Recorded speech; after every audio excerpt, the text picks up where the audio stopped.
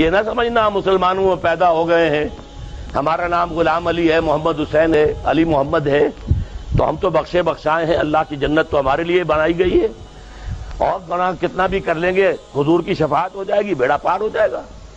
بڑے غلط خیالات ہیں، تلک امانیہم، یہ ان کے من گھڑت خیالات ہیں، ان کی آرزویں ہیں، وشفل تھنکنگ ہے۔ قل ہاتوا برہانکم ان کنتم صادقین۔ یہودیوں کو بھی یہ گمان ہو گیا تھا، نحن ابناء اللہ واحباؤہ، ہم تو اللہ کے بیٹوں کی طرح بڑے چہیتے ہیں۔ قرآن نے کیا جواب دیا؟ فَلِمَا يُعَذِّبُكُم بِذُنُوبِكُم، اگر ایسے لاڈلے اور چہیتے ہو تو اللہ تمہیں سزائیں کیوں دیتا رہا ہے؟ اسی طرح آپ سوچئے، یہ ہسپانیہ سے مسلمان کیوں ختم ہو گئے جہاں 800 برس حکومت کی تھی؟ یہ کیوں تمہارے اوپر انگریز آ کر مسلط ہو گیا تھا؟